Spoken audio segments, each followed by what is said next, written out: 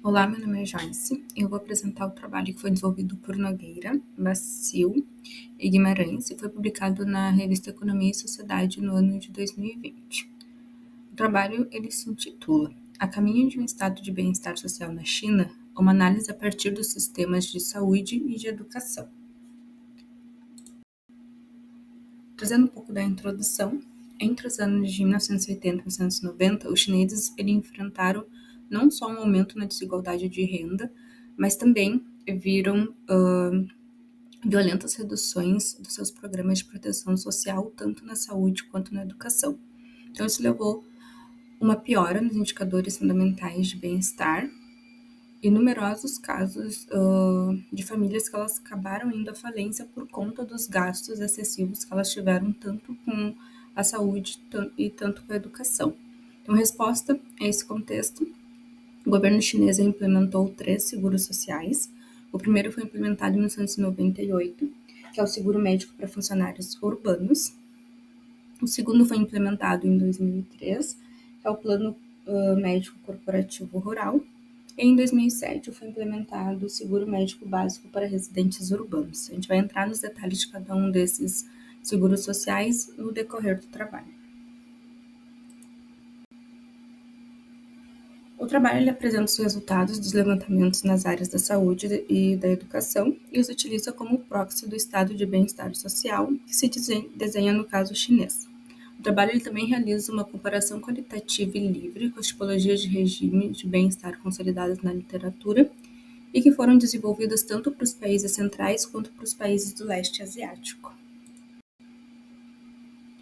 Indo para o capítulo 1 do trabalho, o estado de bem-estar social, características gerais, regimes ocidentais e as experiências asiáticas. Em meados do século XX, as políticas sociais elas passaram a ser percebidas também como um incentivo ao crescimento econômico. Então, além daqueles impactos sociais que são oriundos dessas políticas sociais, como a redução da pobreza, a desigualdade e a promoção do acesso à educação e à saúde, as políticas sociais elas também passaram a ser defendidas pelos seus efeitos econômicos. Então, ao reduzir os riscos sociais, os ciclos de consumo eles são suavizados e também há uma mitigação das incertezas e há uma promoção da estabilização econômica. Existem vários tipos de estado de bem-estar social que são espalhados pelo mundo. O sociólogo dinamarquês Espen Andersen, ele acabou classificando esses estados de bem-estar social em 3 tipos. O estado de bem-estar social liberal, que é muito visto nos Estados Unidos, onde se estimula que o mercado seja o principal local onde as pessoas vão obter esse estado de bem-estar. Então, as pessoas têm maior poder aquisitivo, elas vão ter o estado de bem-estar superior àquelas pessoas que têm menor poder aquisitivo, que são mais pobres e que elas acabam se beneficiando dos serviços que são disponibilizados pelo Estado. Muitas vezes elas são muito estigmatizadas por conta disso. O estado de bem-estar conservador ou corporativista, que é visto na Áustria, Alemanha e Itália, onde os direitos sociais eles estão ligados ao status social profissional dessa pessoa. Então, quanto maior o status social profissional, maior os direitos sociais que essa pessoa tem. E o estado de bem-estar social democrata, que é muito visto nos países nórdicos, onde as políticas sociais elas são universais, independente do status profissional dessa pessoa ou do poder aquisitivo, elas são distribuídas de igual forma para toda a população. Contudo, esses tipos de estados de bem-estar social, eles não se adequam à realidade dos países asiáticos. Os estados de bem-estar social dessa região, eles são classificados como bem-estar desenvolvimentista ou produtivista.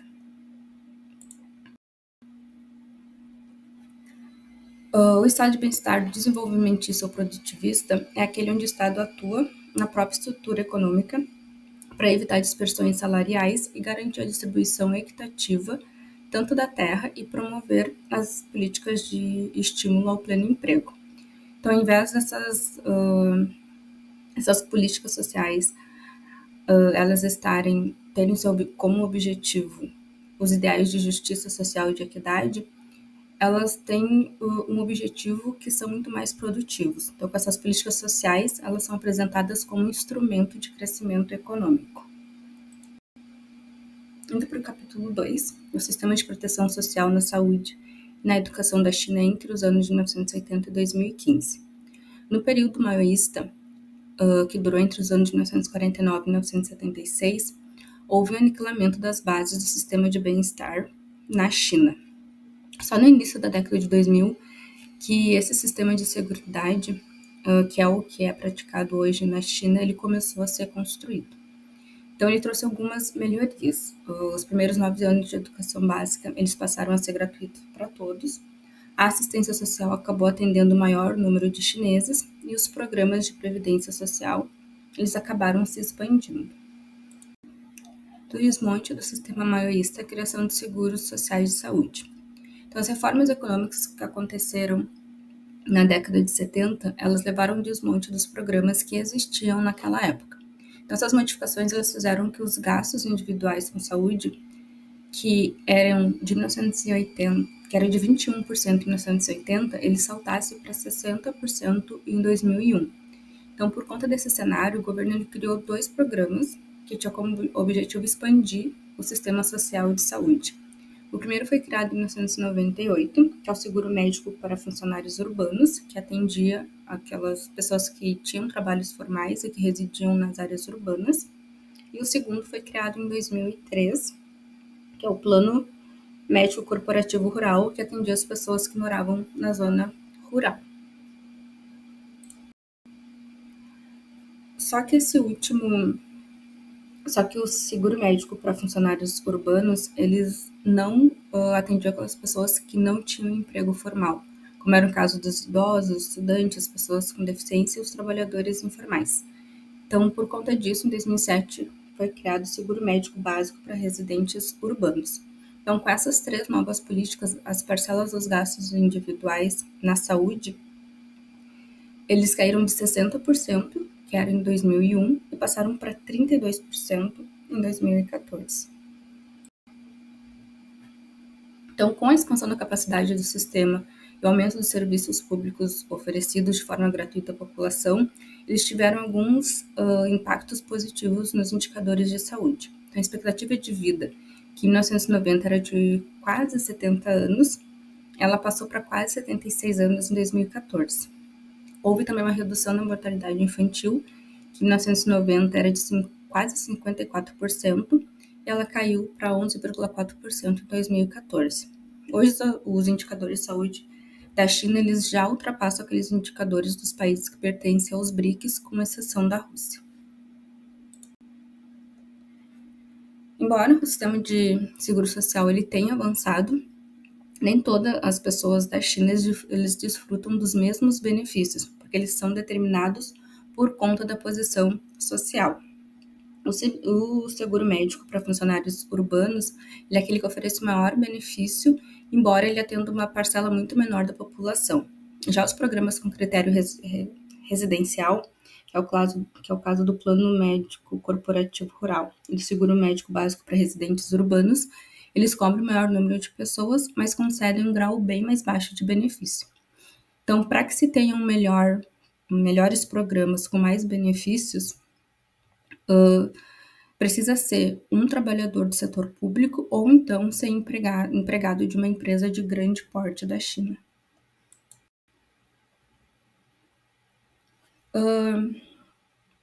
As reformas do sistema de seguro social de saúde na China, eles acabaram trazendo um paradoxo.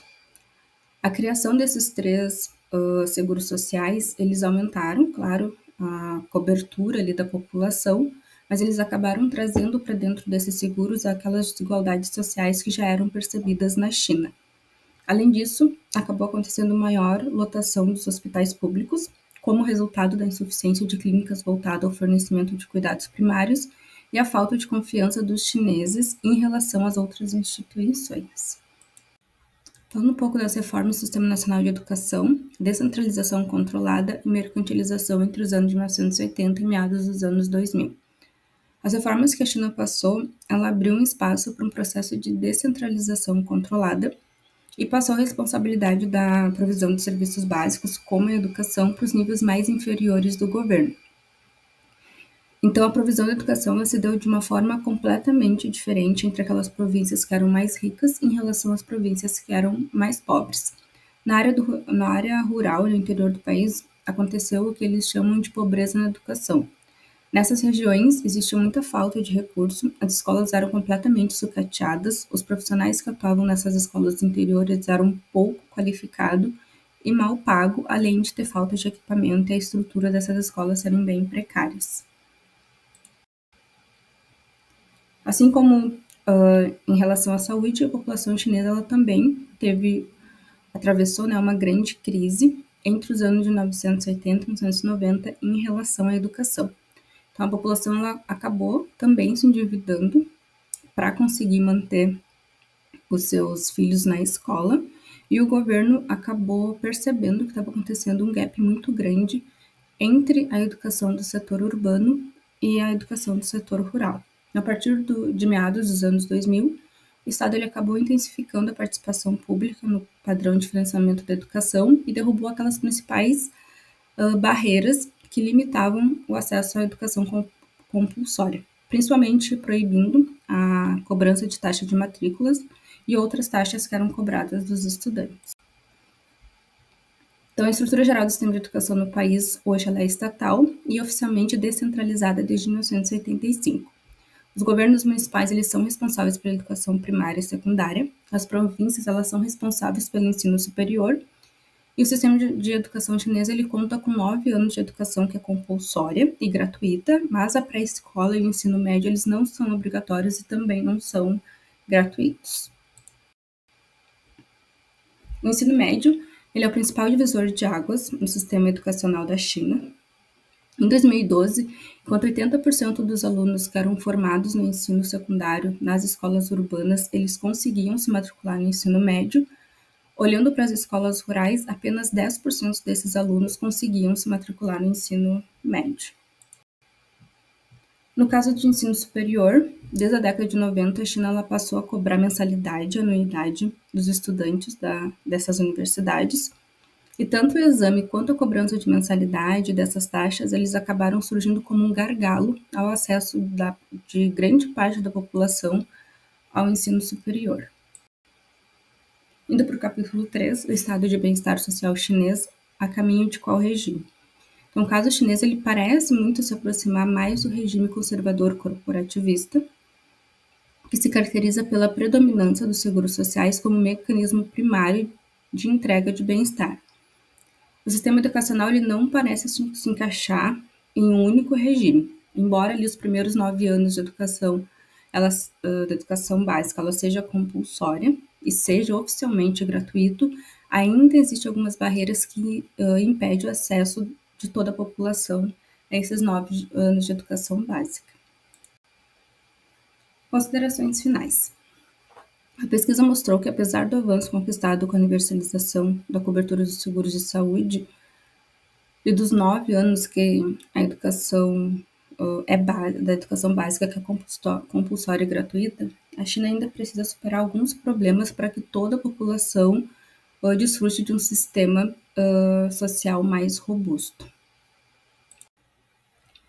A desigualdade no nível de generosidade dos programas de saúde, ele acaba implicando em um atendimento de saúde que é diferente para a população, que vai depender muito, vai ser melhor ou pior de acordo com o registro de moradia dessa pessoa e de qual posição que ela ocupa no mercado de trabalho. Na educação, a desmercantilização ela só é parcial. A pré-escola e a universidade elas ainda são pagas e o ensino médio ele ainda apresenta alguns instrumentos que acabam dificultando o acesso dos estudantes a esse nível de educação. Então, baseando a análise no sistema de saúde e educação, o sistema de proteção social que se desenha no caso chinês, ele se aproxima especialmente do modelo produtivista na tipologia do leste asiático. Contudo, existem grandes limitações ao se analisar o estado de bem-estar de um país, olhando apenas a perspectiva do sistema de saúde e de educação.